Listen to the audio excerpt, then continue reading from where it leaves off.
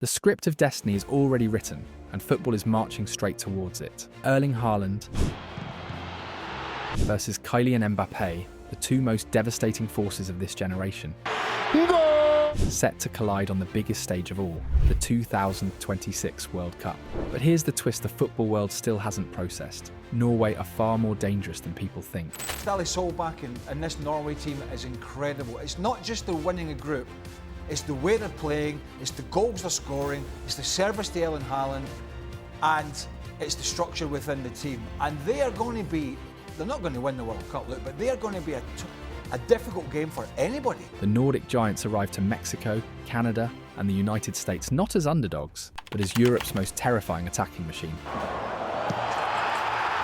No European national team scored more goals in qualifying than Solbakken's side. In just 8 matches, Norway produced an outrageous 37 goals and conceded only 5. And at the centre of that destruction stands the most lethal footballer alive, Erling Braut Haaland. After 26 years of absence from the World Cup, Haaland has refused to let history continue without Norway. He has taken the responsibility personally. It's a big thing. You know, we've been working so many years now to try to qualify. We feel the pressure. His scoring record for his nation is absurd. 55 goals in just 48 appearances, numbers that look like they were generated by a video game. And what's even more frightening is that Haaland arrives at this World Cup cycle in the best form of his entire career. He scored in every single qualifier, leading Norway to a perfect 24-point campaign, humiliating Italy, a 3-time world champion, twice along the way. Out of Norway's 37 qualifying goals, almost half belong to him. 16 goals in 8 matches, a record-breaking 2 goals per game, a tally so insane it equals Robert Lewandowski's legendary run in the 2018 qualifiers. Except Haaland did it with fewer matches, more dominance, and more inevitability. He outscored Harry Kane, Marco Arnautovic, and Memphis Depay combined. He didn't just top the charts, he doubled the output of Europe's best strikers. But if you think this is just a one-man army, you're catastrophically mistaken. Norway have built a supporting cast capable of damaging anyone. There's Antonio Nusa, the Nordic Neymar, pure chaos, pure flair. Oscar Bob, Manchester City's next great creator. Martin Ødegaard, the best playmaker in the Premier League. Alexander Sørloth, the finisher Barcelona and Real Madrid both feared. Sander Berge, one of the most complete midfield pivots in England. And Julian Ryerson, a modern fullback with endless energy and defensive intelligence. This is not the Norway of the past. This is a nation built to make history, and they've been handed a group that could shake the entire tournament: Senegal, France, and a playoff rival between Bolivia, Suriname or Iraq. 3 very different puzzles, but one terrifying constant. If Haaland and company hit their qualifying level, the world isn't ready. France aren't safe, Senegal aren't safe. No one is. Because the 2026 World Cup doesn't just have a favourite, it has a Norway problem. Norway are officially preparing for their first FIFA World Cup in 27 years. A generation has lived and grown up without ever seeing their nation on football's biggest stage. And yet, despite having Erling Haaland, the most destructive striker in the world, and Martin Ødegaard, perhaps the finest playmaker in the Premier League, the question is painfully obvious. How did it take this long? To understand that, you have to go back to 1998, back to Marseille, back to that legendary 2-1 win over Brazil. Almost none of today's squad had even been born, but one man on the touchline was there somewhere: Ståle Solbakken, a midfielder under the pragmatic, often criticised Egil Drillo Olsen. Solbakken knows exactly what it means to carry Norway on the world stage, and now he has built something completely new. For years, Solbakken's Norway were mocked for being too rigid, too theoretical, too obsessed with structure. But the transformation has been astonishing. What once looked overcomplicated now looks controlled. What once felt directionless now feels purposeful. Norway no longer look like a team hoping to compete. They look like a team expecting to dominate. The numbers tell part of the story. The pressing intensity, the recoveries high up the pitch, the positive expected goals. Differential, but there is something deeper at play. An emotional shift, a connection that simply didn't exist a few years ago. The sense that an entire nation is writing a new football identity. That turning point came during last year's UEFA Nations League. After being humiliated 5-1 by Austria, Solbakken had lost the dressing room. Pundits called him naive. Fans demanded his resignation. And then, the squad flipped the script. They regrouped, won the final 2 matches, topped the group, and secured promotion to Ligue A. Nusa. Now Haaland. And Charlotte! It wasn't a trophy, but for Norway, it felt like one. That was when the players finally understood Solbakken. Former international Christian Torstvedt said, "When Norway won that Nations League group, you could feel something changing. It was symbolic. It meant everything." From that night onwards, Norway haven't looked back. With Ødegaard wearing the armband and Haaland destroying every defence in sight, they have won 11 competitive matches in a row. They crushed Italy 3-0. They dismantled Israel 5-0. They produced an unreal 11-1 demolition of Moldova. A scoreline more fitting of a video game than a World Cup qualifier. The Israel match in particular stunned Europe. Their manager Ran Ben Shimon admitted after the match, "I believe Norway are one of the 2 best teams in Europe, together with Spain. And the data agrees. Norway scored more goals than any European team in qualifying 37 and delivered 29 assists, with an expected goals tally of 24.70. Equally shocking is the defensive revolution. Just 5 goals conceded in 8 matches, despite lacking a superstar goalkeeper and relying on a backline built more from necessity than luxury. Solbakken, now approaching 57, does not hide his pride. This revival's not luck.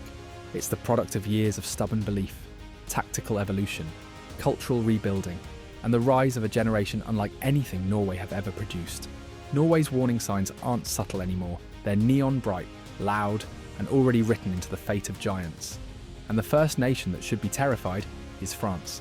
Because what happened to Italy, home and away, wasn't an accident. It was a preview, a blueprint, a statement. Against Italy in Oslo, Antonio Nusa showed exactly why he's called the Norwegian Neymar. It wasn't just the dribbling or the acceleration or the flair, it was the audacity. He carried the ball with outrageous verticality, slaloming between defenders as if he'd memorised the path beforehand. The opening goal for Sørloth came from that dynamism.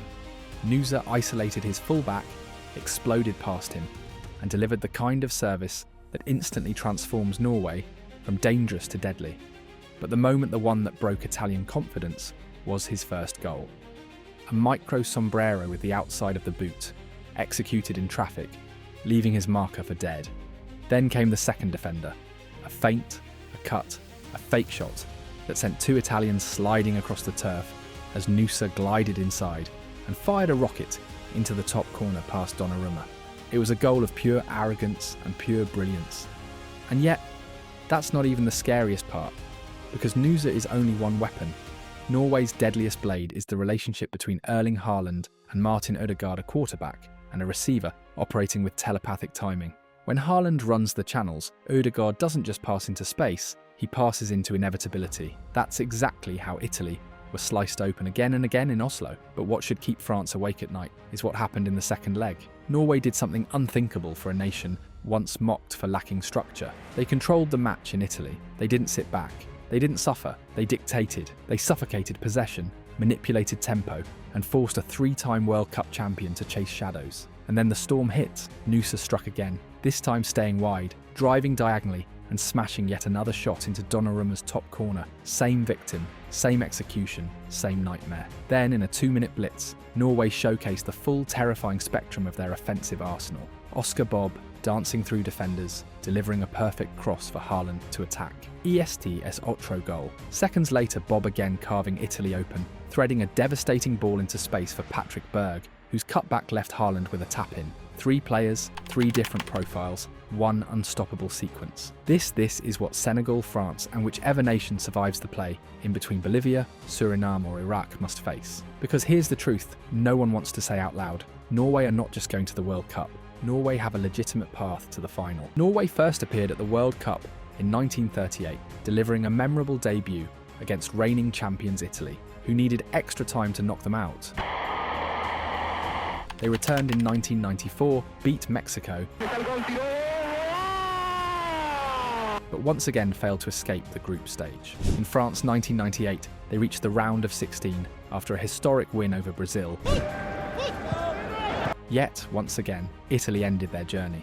Now, with a renewed squad and genuine international stars, Norway arrived to their 4th World Cup with one clear mission: expand their legacy and prove they belong among the world's competitive nations. The 2026 World Cup draw placed them in Group I, alongside heavyweights France and Senegal, plus the winner of the intercontinental playoff between Iraq, Bolivia and Suriname. And the headline clash could not be bigger: France versus Norway, a showdown featuring two of the most lethal forwards on the planet. Erling Haaland comes in with 20 goals and 3 assists in 19 matches for Manchester City this season. Haaland! Kylian Mbappe, 25 goals and 4 assists in 20 games.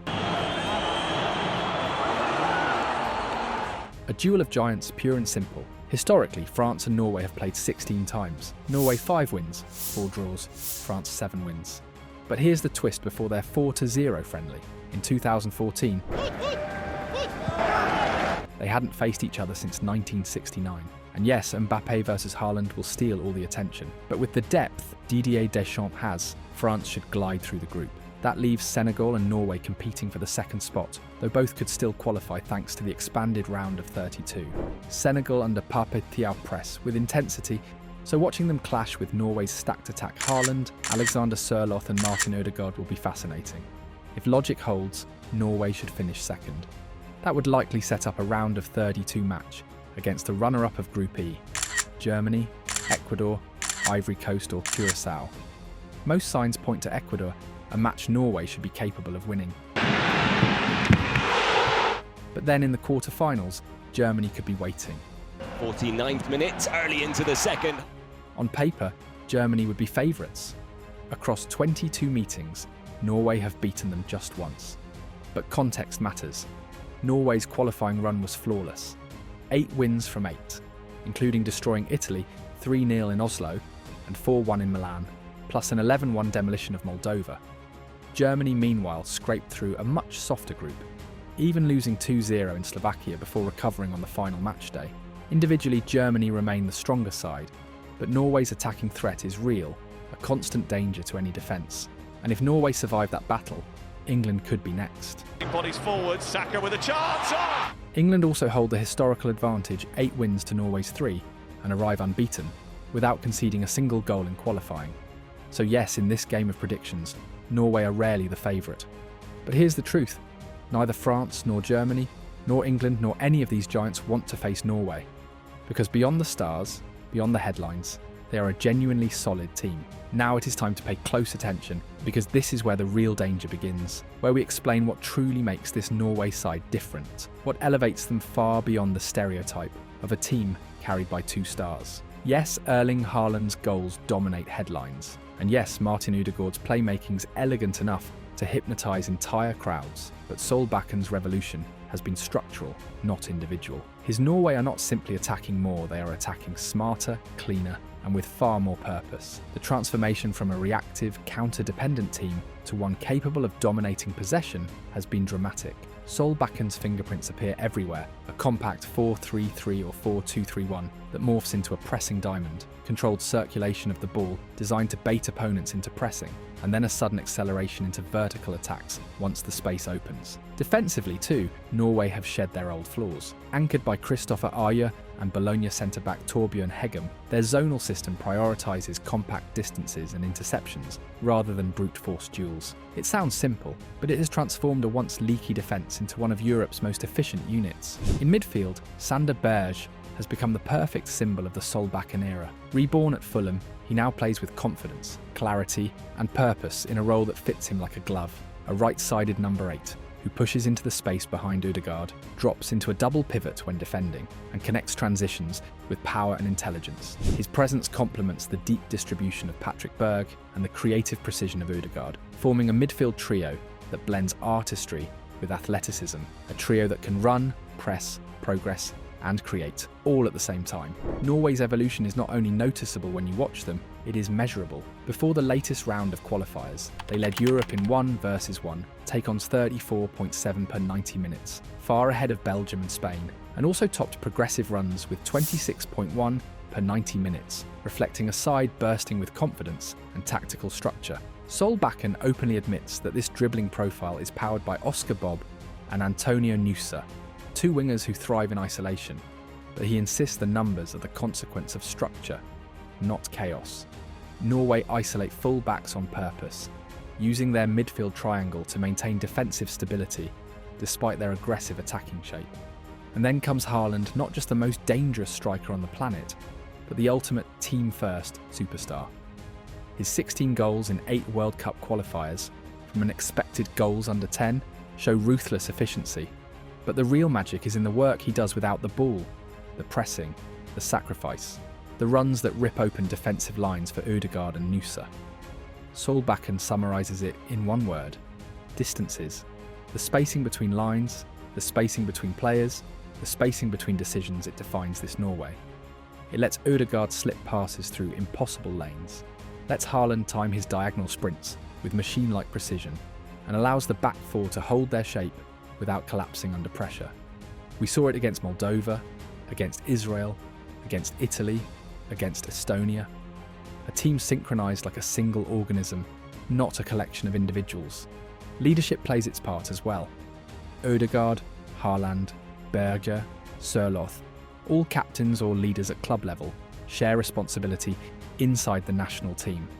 Solbakken insists that leadership here is collective, that culture is built by many voices, not by one. And that is the true secret. Norway are a complete team. Not a Haaland team, not an Ødegaard team. A team with ideas, with structure, with bravery, with identity. They possess the best striker in the world, a generational playmaker, world-class emerging talents like Nusa and Bob. But above all, they possess harmony, which means something very simple and very dangerous for everyone else in 2026. Norway will not be an easy night for anyone